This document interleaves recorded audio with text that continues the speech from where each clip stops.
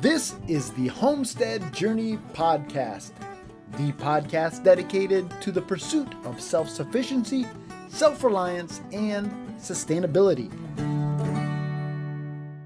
This is episode number 81 of the Homestead Journey Podcast. Welcome, everyone. Thank you so much for taking time out of your busy schedule to join us here on the Homestead Journey. My name is Brian Wells. I am coming to you from 3B Farm and Homestead here in beautiful upstate New York.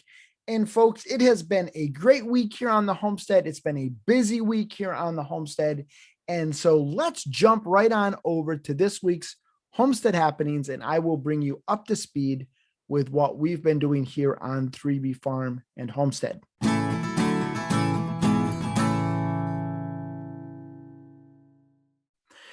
The first thing I wanted to do was provide you with a bit of a garden update because it's that time of the year. Now, I certainly don't have as much planted in the gardens as I had hoped. And part of that, I think I shared with you last week, is because I was waiting for a delivery of soil. I wanted to actually top off my raised beds. I wanted to rehab my older raised beds. And so I have not gotten as much planted as I would have hoped to have in the ground by now, because by now I could have had spinach and lettuce and beets and just a lot of things sown, but I've just opted to hold off. But what I do have in the ground is some peas in both my raised beds as well as the roost out area. And those are starting to pop up very, very nicely. And my radishes are up. So I'm very excited about that. I am not someone who likes raw radishes, but I have found out since the last time I grew radishes, something that I didn't know. And that is that you can roast radishes, you can mash radishes, you can eat radish greens. Didn't know any of that. And so I'm excited about growing these radishes and giving that a whirl before I give up on radishes altogether. I did go ahead and rehab the one raised bed yesterday. It was actually in way worse shape than I thought. Now, these are the original raised beds that I built back in, I think, 2008, maybe 2009 timeframe. They were made out of cedar decking, so they've held up very, very well. But they certainly were a lot worse for the wear than I thought. What I did is take some of that rough cut locust that I got from the father of the scout, the scout for my troop who did his Eagle project, building some raised beds. There were some rough cut locust left over. They graciously gave that to me. And so I had enough of that to go ahead and rehab the one bed. Now, the other bed, I'm going to have to come up with a plan B on that because I didn't have enough lumber for that. And you know, right now, the price of lumber is crazy. So I don't know, I may hold off a year. I may go get some rough cut from the Amish. I don't know. But at least I got the one done. And I did get the dirt delivery this week. So I just have got to start moving that dirt. I don't know if I'll be able to get much of it moved this week because we are supposed to get rain all week. So we'll see. But on the other hand, why wait? Because it's not like it's going to dry out overnight and be any less heavy. So we'll see. I may get some moved this week. I did go ahead and harden off the things that I had in the seed starting system. So my tomatoes, my peppers, some brassicas. I had a few flowers and herbs in there, and those have all been hardening off on the front porch. I think Friday night they spent their first night outside, and they're looking very, very nice and very healthy. And so very happy to have them out of the way because that's freed up room in the seed starting system for me to start some more flowers. So I started some nasturtiums and some sunflowers. Today I got those started. So excited about that.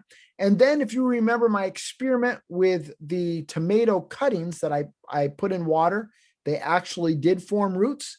And so I'm in the process of potting those on using red Solo cups filled with the seed starting mix. And so that is going well. Well, hopefully, fingers crossed it's going well. We'll see what we get. On to the animals. We moved our meat birds out of the brooder this week. So they're out on pasture, and so excited to get them out of there. They are just little poop factories, folks. I had planned on moving them out last Saturday. I think I shared with you on last week's podcast that it was supposed to get cold. And so I did not move them out until Tuesday. So they were in the brooder a couple extra days, no big deal. But I'm just so glad to have them out. They just, they are poop factories, and it is so wretched smelling. So was glad to get them out, get that side of the brooder cleared out, pulled down the divider, put in fresh shavings, and now our standard birds have run of the entire mobile coop.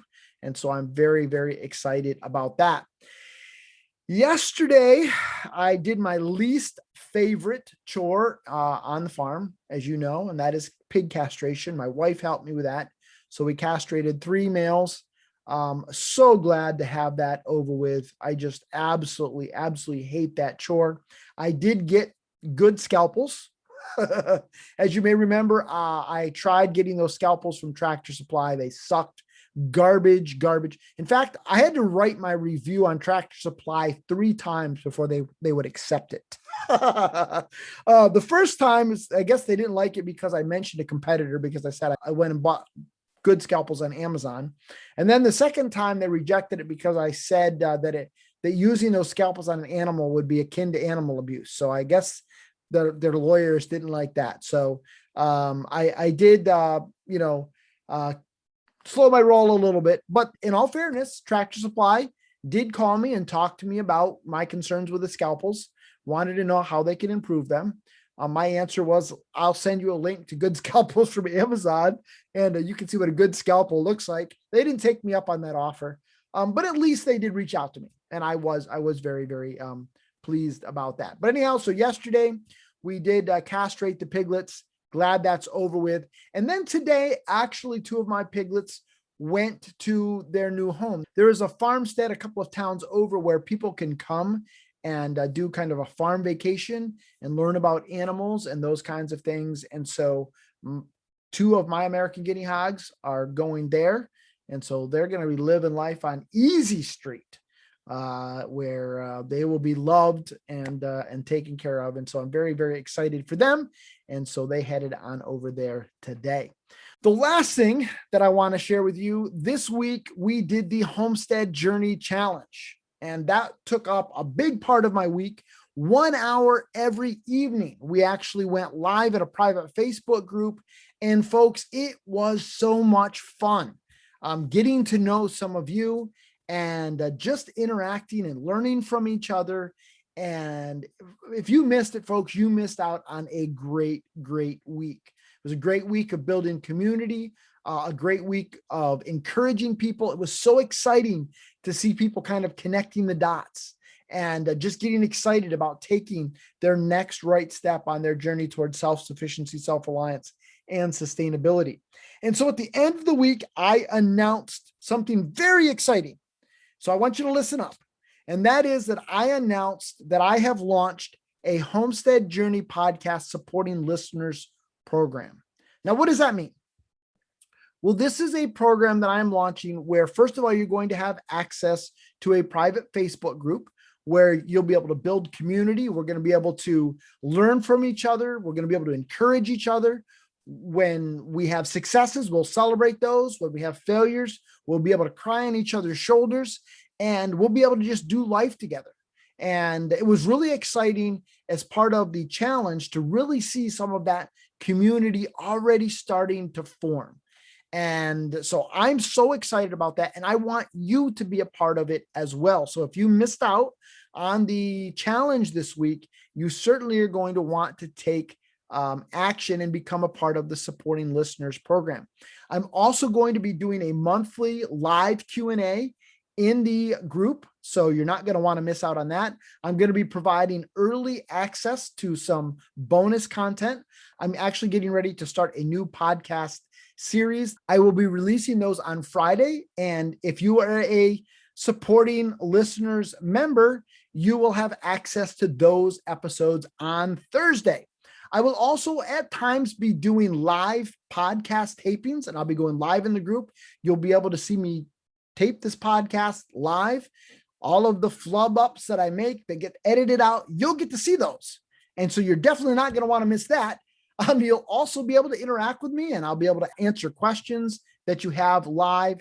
So that is just another perk of being a member of the Homestead Journey podcast supporting listeners membership area.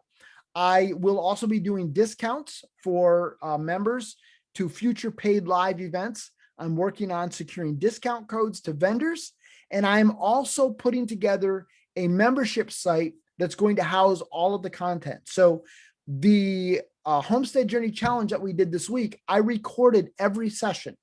We had some technical difficulties, so I'm going to have to do some editing, but all of that content is going to be available on the membership site. So very, very exciting program. And if none of that interests you, by becoming a member of the Homestead Journey podcast supporting listeners program, it's going to give you the satisfaction and knowledge that you are supporting this podcast that you so dearly love. So how do you become a member? Well, you become a member by going to support.thehomesteadjourney.net. You'll get more information there. You'll be able to sign up. And the cost for this is going to be $10 a month, or if you pay for a year's membership, it's $100. But wait, there's more. I kind of feel like Billy Mays, right? Billy Mays was the old infomercial guy. But wait, there's more. If you sign up in the month of May, the month of May happens to be the month in which I was born. And actually the 10th of May happens to be the day on which I was born. So I am offering a promo code in the month of May. May 10 is the coupon code. If you use that, that's 10% off your membership. So May 10 is the coupon code. Use that at support.thehomesteadjourney.net to become a member of the Homestead Journey podcast supporting listeners program. So excited about it, folks. So head on over to support.thehomesteadjourney.net. All right. Having said all of that, let's jump on over to this week's Charting the Course.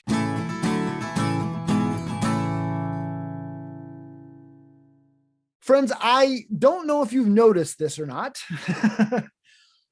but homesteading is under attack. Now, I know that sounds a bit hyperbolic.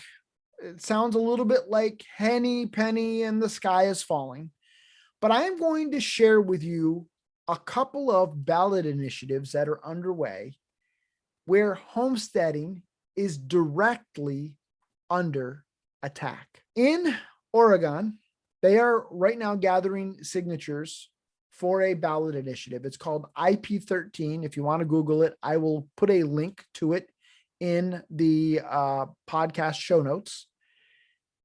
I don't believe they've achieved enough signatures for it to be on the ballot yet, but they are definitely working hard to achieve that.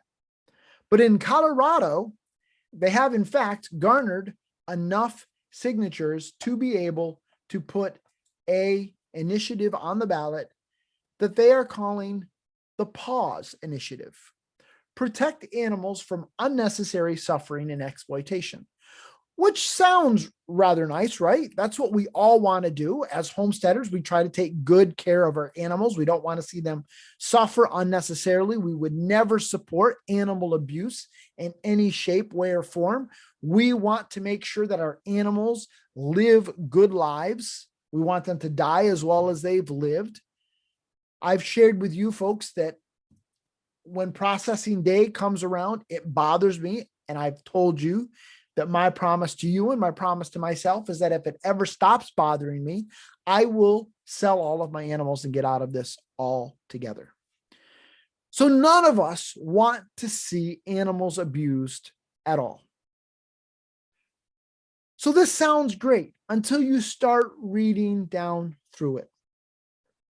If you read this, and I will provide a link to the actual text of this initiative, they are redefining their current animal abuse statutes. And some of it, you look at it and you read it and you think, well, it seems absolutely harmless, because now they are including livestock in their definition of animals. But what does that mean? Livestock means bovine, camelids, caprine, equine, ovine, porcine, fish, and poultry. What they are doing is they are taking animal abuse laws and they are now applying them to farm animals. Doesn't sound too bad yet, does it? Well, then they go on and they are defining the natural lifespan of the different species. So they are defining cows' lives to be 20 years. A chicken lives to be 8 years of age. A turkey lives to 10 years of age. A duck lives to 6 years of age. A pig lives to 15 years of age. A sheep lives to 15 years of age. And a rabbit lives to 6 years of age. Nothing wrong with that as of yet, right? Except that when you scroll on down a little bit farther, this is what they're doing, folks. Any person who slaughters livestock in accordance with acceptable agricultural animal husbandry practices does not violate the provisions of subsection 1 of this section so long as the animal has lived 1/4 of their natural lifespan based on species, breed, and type of animal. What? So we go back up here and we look at this. So they say a cow lives to 20 years of age. 1/4 of that, last time I checked, is 5, right? 5 times 4 is 20. 5 years of age. Cows, generally speaking, are butchered between 2 and 3 years of age. So now you're saying that you're going to take them twice as long before you can butcher a cow? What? And a chicken lives to 8 years of age. So a chicken has to be 2 years of age before you can butcher it, or else you're a criminal. Last time I checked, we butcher Cornish cross at 8 weeks. They would never make it to 2 years of age. And I butcher my standard breed chickens at about 18 months. So criminal me, lock me up. A turkey lives to 10 years. So now you're looking at what? 2.5 years before you can butcher a turkey? That's crazy. I butcher broad-breasted whites at like 22 weeks. A duck lives to 6 years. A pig lives to 15 years. So at 15 years, you're saying a pig has to be 3 years of age before you can butcher it? Even my American guinea hogs, we're processing at 18 months to 2 years of age. Commercial breeds, they process at what? 6 to 8 months? Take them to 2 years? What kind of insanity is this? Sheep. I haven't even done the math on what 15 years. A sheep lives to 15 years. A rabbit lives to 6 years. The fact of the matter is, folks, that makes it nigh unto impossible for homesteaders to, and already raising animals is very, very costly, but it makes it very difficult for us to be able to raise and grow our own food without violating this criminal statute. But wait, there's more. Again, I feel like Billy Mays here. And if you have small children nearby, you're going to want to have them go to another room as I discuss the next part of this. This is just very sick and twisted, folks. They redefine what sexual acts with animals mean. Now, the fact that this has to be codified at all is sick and twisted in my mind, but I do kind of understand why we have this code in place. But what they are doing is now they are saying, let me just read it. You can hear it for yourself. Sexual act with an animal means an act between a person and an animal involving either direct physical contact between the genitals of one and the mouth, anus, or genitals of the other. Okay, no problem there.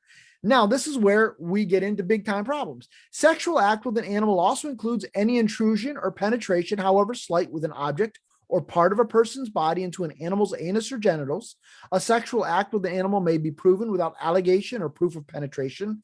Nothing in this subsection shall be construed to prohibit any person from dispensing care to an animal in the interest of improving that animal's health. Now, it used to say, nothing in this subsection shall be construed to prohibit accepted animal husbandry practices. But they've crossed that section out and they've said any person from dispensing care to an animal in the interest of improving that animal's health. You see, what they are working on doing is codifying the criminal conduct of artificial insemination of animals. Because in order to be able to artificially inseminate a cow, a pig, a sheep, a goat, You insert things into them to be able to inject the semen.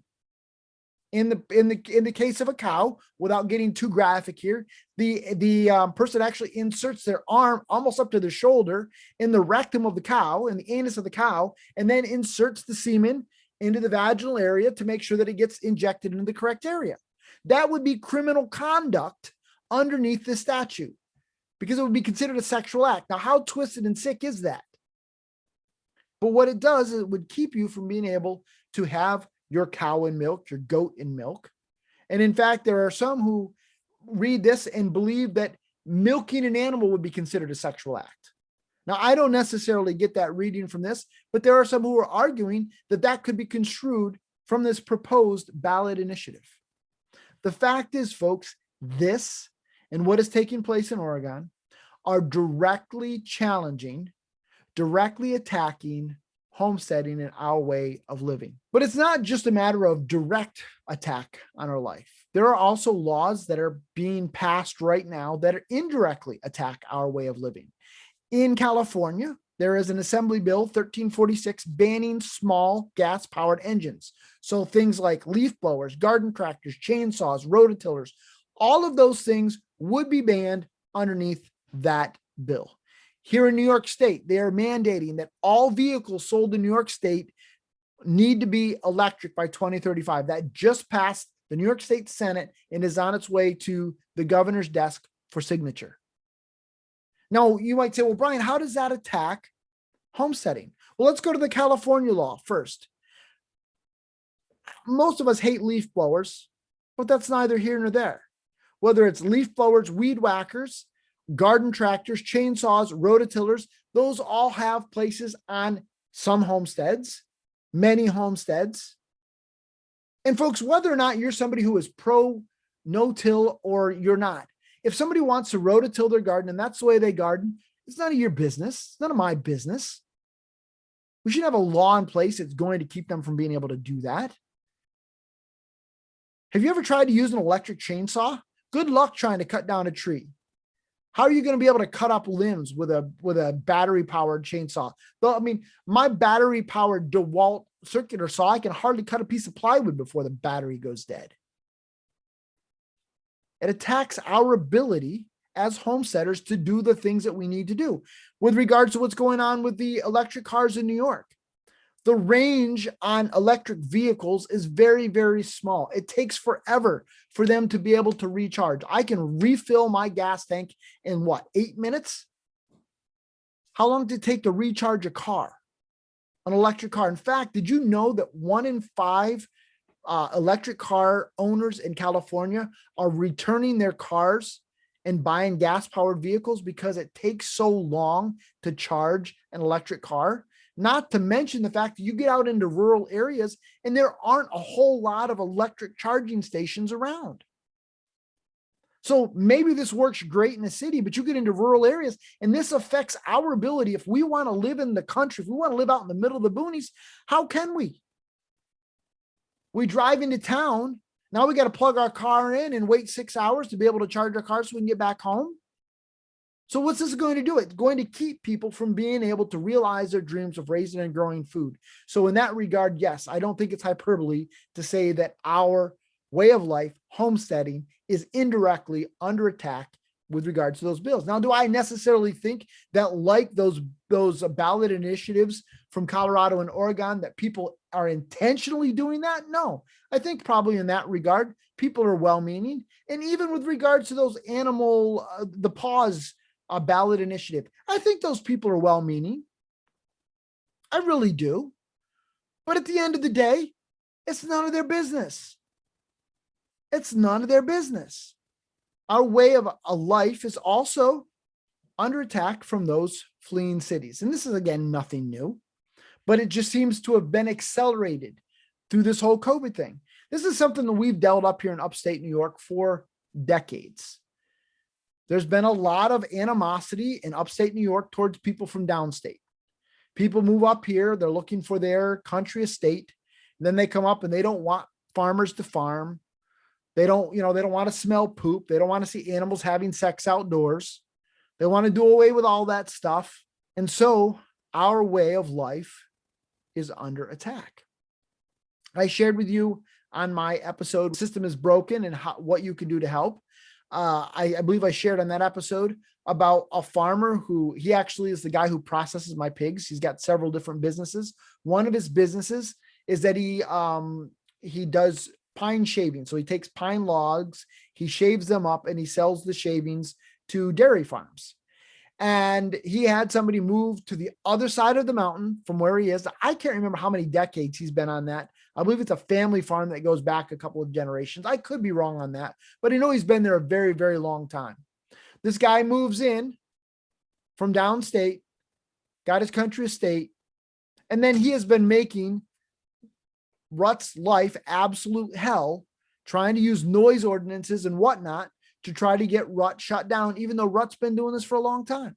I was talking to somebody this week who is actually somebody who should know better because he was raised in the country not too far from here, but he's been living in town for a little bit, and he just bought his 12 acres of land out in the country. And already he hasn't even built a house out there, and he just closed on the land a couple of weeks ago. When you drive to where his land is, you drive by a farm. Now, the farm is a little bit dumpy. I'm not going to lie. It's kind of got junk laying around, and it's kind of deteriorated. It changed owners not too many years ago, and the people that have it now certainly don't keep it as nice as the people who owned it before. And already this guy is talking about how we need to fix that. What? You just moved in and you need to fix that? Dude, it's none of your business. None of your business. Now, I don't know whether or not those people consider themselves to be homesteaders or whatnot. I know they have chickens, they've got donkeys, they've got other things, they've got cows. It doesn't matter. We have people right now who are leaving urban areas for the country and trying to dictate to those of us who live in the country what we can and cannot do on our properties. Our way of life is under attack. In every one of those instances, whether it's the ballot initiatives that are people are looking for signatures to have people vote on this on the ballot, whether it is legislative issues that are coming out of Albany or Washington, or whether it is people trying to utilize local ordinances to force people to comply with a particular way of living. This all goes back to the political process. One of the things that I strongly believe is we in homesteading can no longer hide behind we've got to leave politics out of homesteading. We cannot afford to do that any longer. Now, I understand why people want to do that, because it seems like in our day and age, people can no longer talk about difficult things like adults. And anytime you bring something up like this, in fact, as the way that I found out about this pause program going on in Colorado was in a homesteading group, and it became a dumpster. To me, any homesteader should look at this and feel threatened. Whether you live in Colorado or you don't, you should look at this and you should say, this is wrong. And if they're not coming after me now, certainly they're going to be coming after me later.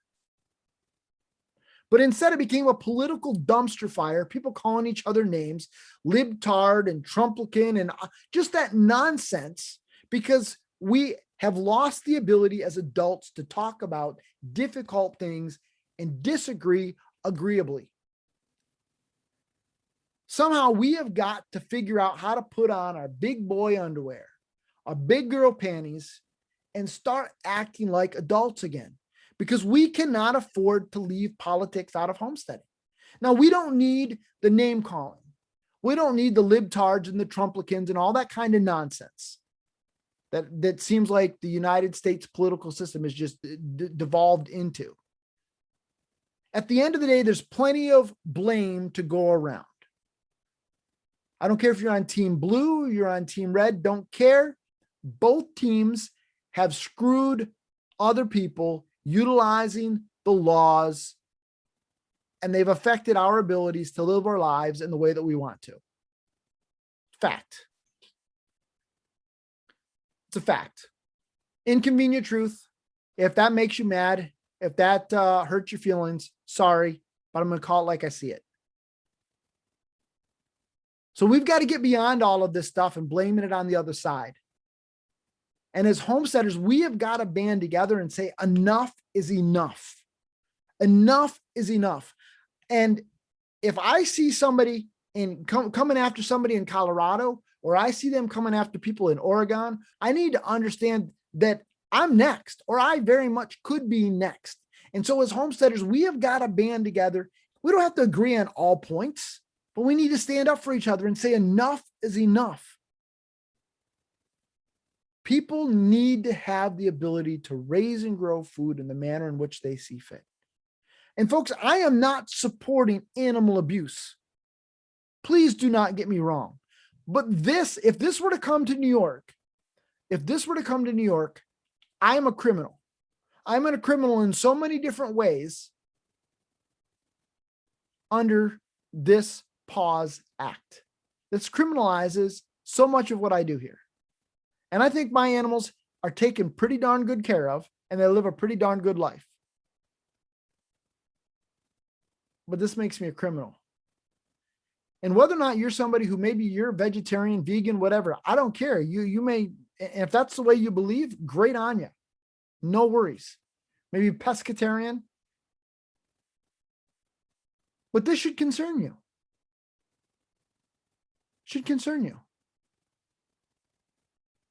What's next?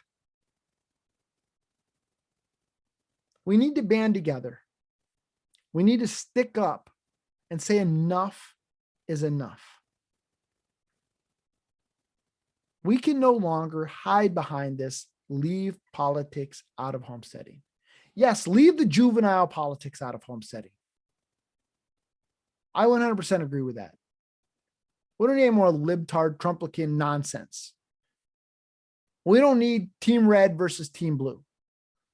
We need to band together as homesteaders and understand that our way of living is under attack. And if we don't engage in the political process, we could be next. And there are some people who say, I'm above the political process, I'm stepping out of it. Folks, I don't think we have that luxury any longer. When these kinds of bills are being passed, where are we going to run to? Where are we going to run to? I can see this, quite frankly, coming out of Oregon. The fact that this is on the ballot in Colorado, a huge beef producing state, blows my mind.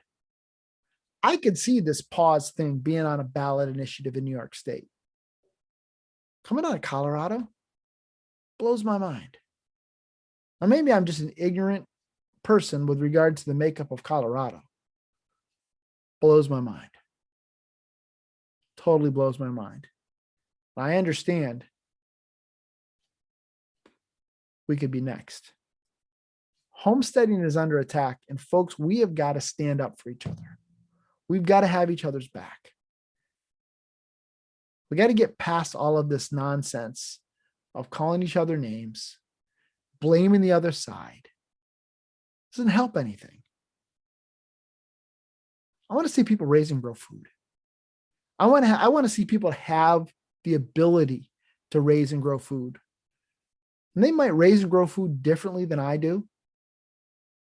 It's all good. I want to see people raising and growing food, becoming more self-sufficient, more self-reliant, and sustainable. And I hope you do too. Folks, that's it for this episode of the Homestead Journey podcast. If you disagree with me, I'd love to have a dialogue with you. We can do it like an adult, right? We can have difficult conversations about tough topics and still be friends, right? Email me, brian@thehomesteadjourney.net. I would love to have a conversation with you. If you think I'm spot on, I'd love to hear that too. Give me a pat on the back. And folks, don't forget that we have launched the Homestead Journey podcast supporting listeners program. So head on over to support.thehomesteadjourney.net. And again, if you use promo code May10 during the month of May, you will get 10% off. As always, the music on this episode was provided by audionautics.com. So a big shout out to them. And until next time, everybody, Keep up the good work.